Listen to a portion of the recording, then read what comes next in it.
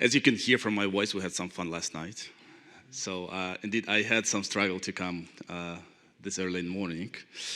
But what I'm very grateful for to Philip and the conference and the organizers is that it all started last year at CC 2022 when we first presented, the first MVP of what's today known as Ammer Card, right? So Ammer Card is a hardware wallet with NFC, so you can store your crypto securely, similar to Ledger Trezor, but you can also tap and pay with it on chain, and this is something that I find very interesting.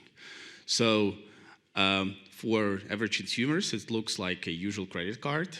It comes with a PIN code, so I think everyone knows how to use a credit card, right?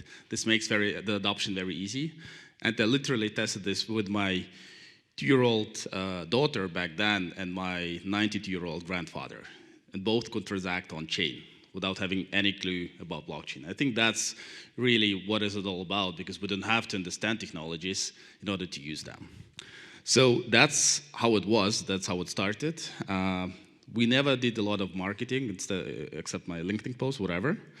But indeed, year back, we have 10 plus blockchain protocols, we have 30 own tokens on Ammer chain, which is a loyalty network essentially. We have 70 plus cryptocurrencies supported, and I think recently even including the one each token. We have about 15,000 cards issued out there, physical and virtual, 130 plus B2B partners, and about 20 million of volume settled on the network, right? So that's and this is all bootstrapped without any venture capital funding, whatever. So again, as I said, it's a hardware wallet. It's a multi-chain. It gives you the NFC function. So eventually, you sign the transaction with a card on your smartphone. And we haven't announced it yet, but again, small announcement here. It's also integrated with Telegram, so you can also send your crypto through Telegram, signing with a hardware wallet. So actually transacting with your friends in Telegram, supported by a cold wallet. I think this is something cool. It's fairly easy, and I'll forward it to the group so you can try it out. Again, something that, because we like to innovate and we like to try things out, something that we launched this year is the CAC token for the conference. It's eventually a loyalty system for the conference to give the participants, the look and feel and try of what Web3 can offer. At a lot of conferences, people speak about crypto, but they barely actually use crypto. And I think this is really bad, because if we don't start to use it ourselves as a community, then we can't expect average consumers to use it ever, right? So we said in that we lived through from the very first soft launch here. We've been at Davos, we've been at Consensus, at a number of Paris, ETH, et cetera, et cetera, et cetera. We said, hey, everywhere we want to create opportunities for consumers to actually touch crypto and pay with it. And I know there are plenty of use cases for blockchain and cryptocurrencies, acceptance payments, but if you actually think about the original Satoshi's vision, it was about P2P electronic cash system, right? It was about transacting with each other without intermediaries. And this is eventually what happens. So you can have the POS device, like I have one here, which is a standard Android-driven POS device. You can also accept it on a smartphone. As you can see on the card, there is a card number. So you can even type in the card number on the website, and you will be able to receive a push on your smartphone and sign it with a card. So the flow is very similar to a credit card, but it's not a credit card. It's actually settles on chain.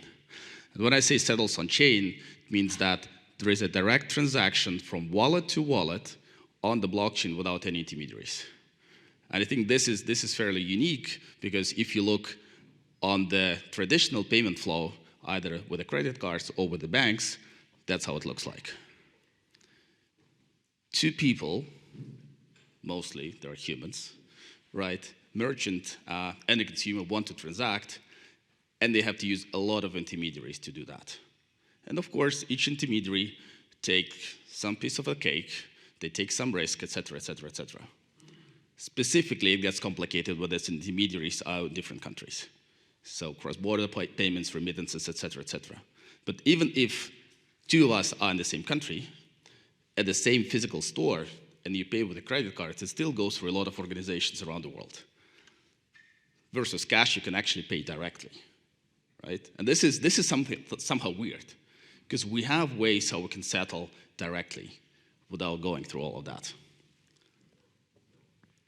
So, as I said, it was another soft launch yesterday without big marketing announcements.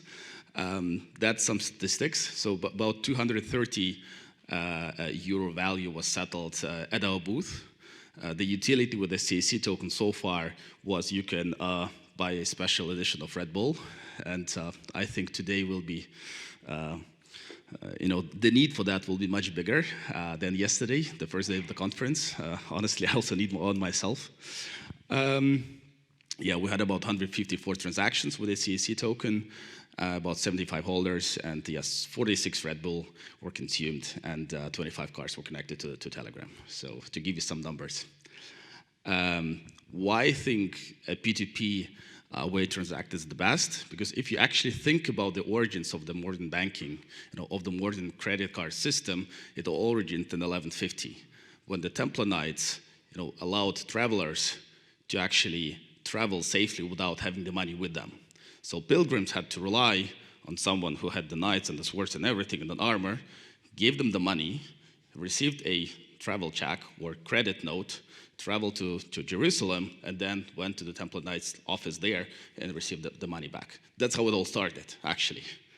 So, whatever, almost 10 centuries later, we have the opportunity to transact directly without relying on the Templar Knights, which are not bad by the definition, but again, think about the payment flow that I showed earlier, right? It's not about replacing that completely, it's just about having the alternative, right? And I think it's very important to have the choice, to at least to have the alternative to do that. And of course, something that was in the media recently, one of the, with all due respect to the Templar Knights, right, but they all also face a counterparty risk, right? And this is what happened with Credit Suisse, this is what happened with Silicon Valley Banks and a couple of others as well. And the big benefit of Web3 here is not only about just payments, exchanging value freely, which I think is crucial and important. It's also about that you can incentivize and actually reward your consumers. So you can build all sorts of loyalty systems on chain. You can tap and receive NFT. You can tap and receive merchant tokens, et cetera, et cetera, et cetera. Right? So it goes more beyond traditional payments. It's more about how you can create an experience. Yeah, those are the use cases that we see. Definitely brands, Web3 companies, the blockchain that you can touch. We do them white label, of course, for the events, for Web3 partners, et cetera, et cetera. We have a sports case going on where the entire sports team will have the cars, we'll give it to their fans. We'll have a 10 fan token, you can buy beer, et cetera, et cetera. And we have two cases with the national governments who actually want to implement it countrywide, which I think is really cool. Again, as an alternative. Yeah, so if you haven't received the card, you can check it either at our booth or at registration. You can try it out at our booth with the Red Bull. And yeah, that's basically it. I think if you have any more questions, feel free to find me. Happy to show you how transactions work, even in native Bitcoin, right? I think this is something that a lot of people think that Bitcoin is slow, et cetera, but as the mother of all crypto, actually, it's not that bad. It's actually fairly quick. And of course, the card is protected with a PIN code, and that's it. So basically, you literally just tap the card and pay. And you even receive an electronic, a paper receipt for an on-chain transaction. So, and for those who don't trust Verify, feel free to come, scan the QR code, and you see the transaction on-chain.